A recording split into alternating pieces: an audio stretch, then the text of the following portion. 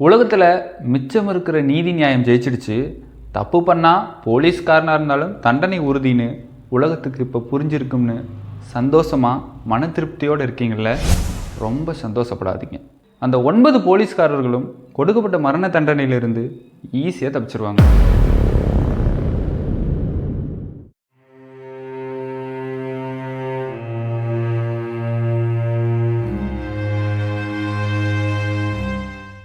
அது ஜூன் 19, 2020. மக்கள் கொத்து கொத்தா மடிஞ்சு போயிட்டு இருந்த கொரோனா காலகட்டம். நள்ளிரவு சாத்தான்குளமில் இருக்கிற ஒரு போலீஸ் ஸ்டேஷனில் இருக்கிற ஒரு ரூம் மூடப்பட்டிருக்கு. அந்த ரூமுக்கு உள்ளேருந்து அடிக்கிற சத்தமும் 2 பேரோட அலறல் சத்தமும் கேட்குது. அது வேற யாரும் இல்லை, தந்தை மகனான 59 வயது ஜெயராஜ் மற்றும் 31 வயதான பெனிக்ஸ். அந்த பூட்டின ரூம்குள்ளே அவங்க 2 பேரும் உடம்புல ஒட்டு துணி இல்லாமல் கிடக்கிறாங்க. இறையை சுற்றி நிற்கிற கழுதப்புலி கூட்டம் மாதிரி அவங்கள சுற்றி 10 போலீஸ். தரையில் ரத்தம் வழிஞ்சிட்டு இருக்கு. அந்த ரூமோட சுவத்துல எல்லாம் அந்த 2 அப்பாவிகளோட ரத்தம் தெரிச்சு போயிருக்கு. யார் இந்த 2 பேர்? அவங்களுக்கு என்ன நடந்துச்சுங்கிறத தெரிஞ்சுக்கலாம். தூத்துக்குடி சாத்தான்குளமில் காமராஜ் சவுக்குங்கிற இடத்துல தந்தை ஜெயராஜ் மரக்கடையும், அதுக்கு கொஞ்சம் தள்ளி மகன் பெனிக்ஸ் மொபைல் கடை ஒன்றையும் நடத்திட்டு வராங்க. அது கொரோனா காலகட்டம் அப்படிங்கிறதுனால ஊரடங்கு உத்தரவு பிறப்பிக்கப்பட்டு இருந்துச்சு. இரவு 7 மணி வரைக்கும் தான் கடை திறந்து இருக்கணும்னு உத்தரவு போடப்பட்டிருந்துச்சு. ஒரு 15 நிமிஷம் கூடுதலாக கடையை திறந்து வச்சது அன்னைக்கு ராத்திரி ஒரு மிகப்பெரிய வலியையும் கூடவே தன்னோட உயிரையும் தன் மகனோட உயிரையும் குடிக்க போகுதுன்னு அந்த அப்பாவுக்கு தெரியல. அங்கே வர போலீஸ் ஏன் இன்னும் கடை திறந்து இருக்குன்னு சொல்லி ஏதோ மரியாதை குறைவாக பேச கோபமடைகிற ஜெயராஜ் அவங்கக்கிட்ட வாக்குவாதத்தில் ஈடுபடுறாரு. அதை காரணமாக காட்டி போலீஸ் ஜெயராஜை கைது பண்ணி ஸ்டேஷனுக்கு கூட்டிகிட்டு போகிறாங்க. 7:30 மணி போல் தந்தை கைது செய்யப்பட்ட விஷயம் மகன் பெனிஸ்க்கு தெரிய வர அவர் தன்னோட நண்பர் கூட போலீஸ் ஸ்டேஷனுக்கு போகிறாரு. அங்கே போலீஸ் பெனிக்ஸை மட்டும் உள்ளே வர சொல்கிறாங்க. உள்ள சப் இன்ஸ்பெக்டர் பாலகிருஷ்ணன் பெனிக்ஸ் கண்ணு முன்னாடியே ஜெயராஜை கீழே தள்ளி கண்மூடித்தனமாக அடிக்க ஆரம்பிக்கிறாங்க. அதை பார்த்து தாங்கிக்க முடியாத பெனிக்ஸ் ஏன் இப்படி பண்ணுறீங்கன்னு போலீஸை எதிர்த்து கேள்வி கேட்க அதுவும் வாக்குவாதமாகி போலீஸ் பெனிக்ஸையும் அரெஸ்ட் பண்ணி ஜெயராஜோட சேர்த்து அவரையும் பயங்கரமாக அடிக்க ஆரம்பிக்கிறாங்க. வெளியே காத்துட்டு இருந்த பெனிக்ஸோட நண்பருக்கு காதில் விழுந்தது போலீஸ் கேட்ட ஒரே ஒரு கேள்விதான். அது என்ன தைரியம் இருந்தால் போலீஸையே எதிர்த்து பேசுவாங்கிறது தான். கண்மூடித்தனமாக கேப் விட்டு மாறி மாறி ஆள் மாற்றி அடித்து துன்புறுத்தினதோடு மட்டும் இல்லாமல் ஒரு கட்டத்தில் தந்தை முன்னாடி மகனையும் மகன் முன்னாடி தந்தையையும் ஒட்டு துணி இல்லாமல் நிற்க வச்சு அடிக்க ஆரம்பித்தாங்க. இந்த கொடூரத்தோட உச்சமா மனித தனமே இல்லாமல் 2 பேருக்கும் லத்திய பின்பக்கம் உள்ள விட்டு கிழிச்சிருக்காங்க. அதனால பின்பக்கத்திலிருந்து ரத்தம் நிற்காம கொட்டிக்கிட்டே இருக்கு. இப்போதான் நான் ஆரம்பத்தில் சொன்ன அந்த சம்பவம் நடந்துச்சு. காவல் நிலையத்தோட ஒரு ரூம் சாத்தப்பட்டிருக்கு. உள்ள தந்தையும் மகனும் நிர்வாணமாக கிடக்கிறாங்க. சுற்றி போலீஸ். தரையில் ரத்தம் வழிஞ்சோட சுவரெல்லாம் இரத்த துளிகள் தெரிச்சிருக்கு. ஜூன் 19 இரவு 7:45 தொடங்கின இந்த சித்திரவதை ஜூன் 20 அதிகாலை 3 மணி வரைக்கும் தொடர்ந்திருக்கு. 6 லுங்கிகள் மாற்றியும் அவங்களுக்கு ரத்தம் நிற்கலை. இதுக்கு மேலே விட்டால் இவங்களுக்கு எதனா ஆயிரும்னு பயப்படுற போலீஸ் அதுக்கு முன்னாடி அவங்கள ரிமாண்ட் பண்ணிடணும்னு முடிவு பண்ணுறாங்க.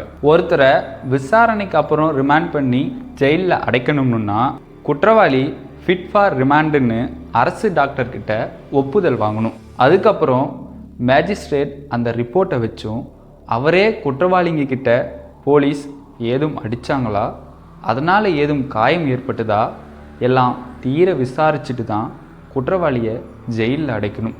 அதனால ஜெயராஜ் மற்றும் பெனிக்ஸை போலீஸ் ஜூன் 20 காலையில் 8 மணி போல் அரசு ஹாஸ்பிட்டலுக்கு கூட்டிகிட்டு போகிறாங்க. அங்கே அந்த ஹாஸ்பிட்டல் சிசிடிவி ஃபுட்டேஜில் ஜெயராஜும் பென்னிக்ஸும் தாங்கி தாங்கி நடந்து போகிறதும் பென்னிக்ஸோட பின்பக்கம் லுங்கி ரத்தம் படிஞ்சு இருக்கிறதையும் தெளிவாகவே பார்க்க முடியுது. அங்கே அவங்கள முதல்ல வேற ரூம்க்கு கூட்டிகிட்டு போகிற போலீஸ் மறுபடியும் லுங்கியை மாற்ற விட்டு அதுக்கப்புறம் தான் வெண்ணிலாங்கிற டாக்டர்கிட்ட கூட்டிகிட்டு போகிறாங்க. அங்கே அந்த ரூம்குள்ளே என்ன நடந்ததுன்னு தெரியல. ரத்தம் வலிய வலிய தாங்கி தாங்கி நடந்து வந்த அந்த 2 அப்பாவி ஜீவன்களும் ஃபிட் ஃபார் ரிமாண்டுன்னு ரிப்போர்ட் கொடுக்குறாங்க. டாக்டர் நிஜமாவே அவங்கள சோதிச்சு பார்த்தாங்களா, இல்லை போலீஸ் அவங்களையும் மிரட்டி வாங்கினாங்களா அப்படிங்கிற கேள்விகளுக்கான விடை இன்னும் மர்மமாகவே இருக்குது. அந்த ரிப்போர்ட் வாங்கின கையோட ஜெயராஜும் பென்னிக்ஸும் மேஜிஸ்ட்ரேட் சரவணன் முன்னாடி ஆஜர்படுத்தப்படுறாங்க. கோவிட் காலகட்டத்தில் மேஜிஸ்ட்ரேட் மற்றவர்களை 30 அடி தூரத்தில் இருந்து பார்த்தா போதுங்கிற புரோட்டோகால் இருந்ததுனால பால்கனியிலேருந்து குற்றவாளிகளை பார்த்த மேஜிஸ்ட்ரேட் தீர விசாரிக்காம கையசைச்சு அவங்கள கூட்டிகிட்டு போங்கன்னு சொல்லிட்டு சாத்தான் குளத்திலிருந்து 100 கிலோமீட்டர் தள்ளி இருக்கிற கோவில்பட்டி சிறைச்சாலையில் ரிமாண்ட் பண்ண உத்தரவு போடுறாரு. என்னதான் புரோட்டோகால் இருந்தாலும் தள்ளி நின்று கூட தீர விசாரிக்கலாமே, அதையே அந்த மேஜிஸ்ட்ரேட் பண்ணலை.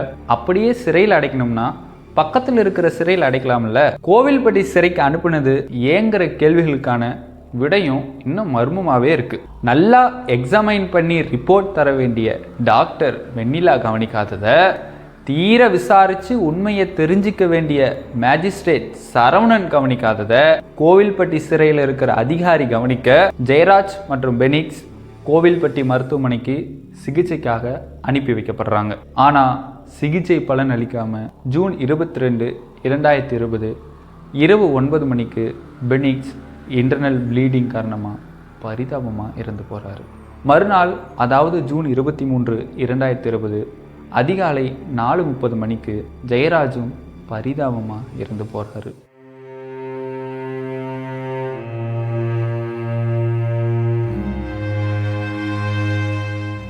இரு அப்பாவி உயிர்கள் இறந்து போன விஷயம் தெரிஞ்சு ஒட்டுமொத்த தமிழ்நாடும் கொதித்து எழ ஆரம்பிச்சது. அங்கங்க போராட்டங்களும் வெடிக்க ஆரம்பிச்சது. விஷயம் சீரியஸ் ஆகிறத பார்த்த போலீஸ் டிபார்ட்மெண்ட் 2 சப் இன்ஸ்பெக்டர் 1 இன்ஸ்பெக்டரை சஸ்பெண்ட் பண்ணுறாங்க. சம்பவத்தில் இருந்த மற்ற போலீஸை வேறு இடங்களுக்கு டிரான்ஸ்ஃபர் பண்ணுறாங்க. இதெல்லாம் பார்க்குற சென்னை உயர்நீதிமன்றத்தோட மதுரை கிளை இதில் ஏதோ விஷயம் இருக்குதுன்னு புரிஞ்சு தானாகவே முன்வந்து இந்த கேஸை எடுத்து நடத்த ஆரம்பிக்குது.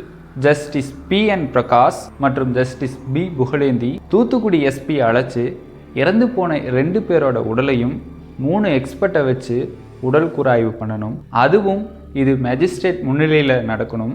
அதோட முழு உடற்கூராய்வும் ரெக்கார்ட் செய்யப்பட்டு 2 நாளில் ரிப்போர்ட் வேணும்னு உத்தரவு போடுறாங்க. அதன்படியே உடல் கூராய்வு நடக்குது. SP ரிப்போர்ட்டும் சப்மிட் பண்ணுறாரு. அதே சமயம் அந்த உடற்கூராய்வை நேரில் பார்த்துட்டு இருந்த மேஜிஸ்ட்ரேட் MS பாரதிதாசன் ஹைகோர்ட்டுக்கு தனியாக ஒரு ரிப்போர்ட் கொடுக்குறாரு. அதில் அந்த ப்ரொசீஜர் நடக்கிறப்ப கான்ஸ்டபிள் மகாராஜன் என்கிட்ட மோசமாக நடந்துக்கிட்டாரு, என்னை ஒரு மாதிரி முறைச்சிக்கிட்டே இருந்தாருன்னு சொல்கிறாரு. இதனால் கோர்ட் ஆர்டரை அவமதிச்சதா கான்ஸ்டபிள் மகாராஜனை சஸ்பெண்ட் பண்ணுறாங்க. கூடவே சம்பவம் நடந்த அந்த போலீஸ் ஸ்டேஷனை RDOவை கண்ட்ரோல் எடுக்க சொல்கிறாங்க. இந்திய போலீஸ் வரலாற்றிலேயே குறிப்பிட்ட ஒரு போலீஸ் ஸ்டேஷன் போலீஸ் டிபார்ட்மெண்ட் கண்ட்ரோலில் இல்லாமல் RDO கண்ட்ரோலுக்கு போனது இதுதான் முதல் முறை. அதோட ஃபாரன்சிக் டிபார்ட்மெண்ட்டை சம்மந்தப்பட்ட போலீஸ் ஸ்டேஷனுக்கு போய் DNA சாம்பிள்ஸை எடுக்க சொல்கிறாங்க. என்னதான் சம்பவத்தை பண்ணி முடிச்சுட்டு அந்த மிருகத்தனமான போலீஸ்காரங்க செஞ்ச தப்பை மறைக்க இரத்த கரைகளை கழுவி விட்டிருந்தாலும் ஃபாரன்சிக் ஆய்வில் ஜெயராஜ் மற்றும் பென்னிக்ஸோட DNA மாதிரிகள் கிடைக்குது. இதுக்கு நடுவில் சினிமா உலக சேர்ந்தவங்க பொதுமக்கள் அவங்க இவங்கன்னு எல்லோரும் அவங்களோட சோசியல் மீடியா பேஜில் ஜெயராஜ் பென்னிக்ஸோட மரணத்துக்கு நீதி கேட்டு குரல் கொடுத்துட்டு இருந்தாங்க. அதுக்கப்புறம் இந்த கேஸ் ஜூலை 7, 2020 CBIக்கு மாற்றப்படுது. CBI பல கட்ட விசாரணைகளை நடத்தி சம்பவத்தில் ஈடுபட்ட இந்த கொடூர செயலை செஞ்ச சம்பந்தப்பட்ட 10 போலீஸ்காரர்களை அரெஸ்ட் பண்ணுறாங்க. 26 செப்டம்பர் 2020 பல செக்ஷன்களுக்கு கீழே சார்ஜ் ஷீட் ஃபைல் பண்ணுறாங்க. அதுக்கப்புறம் 5 வருஷமாக இந்த கேஸ் நடந்துட்டு வந்துச்சு. இதுக்கு நடுவில் 10 பேரில் ஒரு போலீஸ்காரரான பவுல்ராஜ் கொரோனா காரணமாக இறந்துட்டார். இந்த கேஸ் நடந்துட்டு இருந்த இந்த சமயத்தில் ரேவதிங்கிற அதே காவல் நிலையத்தில் வேலை பார்த்த பெண் இந்த கேஸ்க்கு ஐவிட்னஸாக சாட்சி சொல்கிறாங்க. அதுதான் இந்த கேஸ் இப்போ ஒரு முடிவுக்கு வர ஒரு காரணமாக அமைஞ்சது. அவங்க சாட்சியில் அதை இப்போ நினச்சாலும் பயமாக இருக்குது. அந்த அலறல் சத்தம் இன்னும் கேட்குது. ரொம்ப கொடூரமாக நடந்துக்கிட்டாங்க. அதுவும் இல்லாமல் இந்த சம்பவத்தப்ப எல்லோரும் மது போதையில் இருந்தாங்கன்னு சொல்லியிருக்காங்க. 4 செவத்துக்குள்ளே நடந்த விஷயம், சாட்சி ஸ்ட்ராங்காக இல்லை, ஸோ கேஸ் நிற்காதுன்னு நினச்ச போலீஸ்காரர்களுக்கு ரேவதியோட சாட்சி பேரிடியாக இருந்துச்சு. இந்த நிலையில் சாமர்த்தியமாக யோசித்த இன்ஸ்பெக்டர் ஸ்ரீதர் தண்டனை குறையணும்னு நான் அப்ரூவர் ஆகிறேன்னு சொல்ல கோர்ட் அதெல்லாம் ஒன்று வேணாம், இந்த கேஸோட முதல் குற்றவாளியே நீதான்னு சொல்லி மறுத்துட்டாங்க. இப்போ 23 மார்ச் 2026 அன்னைக்கு மதுரை சிறப்பு நீதிமன்றம் இந்த 9 பேரும் தான் குற்றவாளிகள்னு அறிவிச்சாங்க. இவங்களுக்கான தண்டனை எப்போ சொல்லுவாங்கன்னு எல்லாரும் வெயிட் பண்ணிட்டு இருந்த சமயத்தில் ஏப்ரல் 6, 2026 அன்னைக்கு நீதிபதி ஜி முத்துக்குமரன் குற்றவாளிகள் 9 பேருக்கும் இரட்டை தூக்கு தண்டனையும், இவங்க 9 பேரும் இறந்தவங்களோட குடும்பத்தினருக்கு 1,40,00,000 ரூபாய் இழப்பீடு கொடுக்கணும்னு தீர்ப்பு கொடுத்துருக்காரு. பொதுவாக ரேரஸ்ட் ஆஃப் ரேர் கேஸுக்கு தான் மரண தண்டனை விதிப்பாங்க. இது அதுக்குள்ளேயே வரலையே, பின்ன எப்படி மரண தண்டனை விதிச்சாங்கன்னு நீங்கள் நினைக்கலாம். அதுக்கு தான் தீர்ப்புலேயே நீதிபதி இது ரேர் கேஸ் தான், மக்களுக்கு பாதுகாப்பு தர வேண்டிய காவல்துறையே இந்த படுபாதக செயலை செஞ்சுருக்காங்க, அதனால தான் இந்த மரண தண்டனைன்னு சொல்லி பேனா நிப்பை உடைச்சிருக்காரு. சரி, எல்லாம் நல்லா தானே முடிஞ்சிருக்கு, அப்புறம் என் வீடியோவோட ஆரம்பத்தில் ரொம்ப சந்தோஷப்படாதீங்க, இந்த மரண தண்டனையிலிருந்து ஈஸியாக தப்பிச்சிடுவாங்கன்னு சொன்னேன்னு நீங்கள் கேட்கலாம். ஏன்னா மரண தண்டனை விதிக்கப்பட்ட குற்றவாளிகள் முகத்தில் கொஞ்சம் கூட அந்த வருத்தமும் பயமும் சுத்தமாக தெரியல. தீர்ப்பு கொடுத்துட்டா உடனே அவங்கள தூக்கில் போட்டுற மாட்டாங்க. மதுரை செஷன் கோர்ட்டு தான் இந்த தண்டனையை கொடுத்துருக்கு. அதுக்கப்புறம் இது உயர்நீதிமன்றத்துக்கு போகும். அவங்க உயர்நீதிமன்றம் தீர்ப்பு கரெக்டு தானுன்னு சொல்லலாம், இல்லை மரண தண்டனைக்கு இது ஒர்த் இல்லைன்னு அந்த தீர்ப்பை மாற்றி ஆயுள் தண்டனையாக கூட குறைக்கலாம். அப்படி உயர்நீதிமன்றமும் மரண தண்டனை தான்னு சொல்லிட்டா அதுக்கப்புறம் சுப்ரீம் கோர்ட் இருக்குது, அதில் மேல்முறையீடு பண்ணலாம். அதையும் விட்டால் கவர்னர்கிட்டையும் ஜனாதிபதிக்கிட்டையும் கருணை மனு போட்டு மரண தண்டனையை குறைக்கலாம். தண்டனைகள் கடுமையாக இருந்தால் தான் குற்றங்கள் குறையுங்கிறது தான் நிதர்சனமான உண்மையாக இருந்தாலும், என்னதான் இப்போ கொடுக்கப்பட்ட தீர்ப்பு இறுதி தீர்ப்பாக இருக்கணும்னு நம்ம நினச்சாலும் இப்போ கொடுத்த இந்த தீர்ப்பு இறுதி தீர்ப்பு கிடையாது. இப்போ சொல்லுங்கள், இந்த தீர்ப்புக்கு நாம் சந்தோஷப்படணுமா?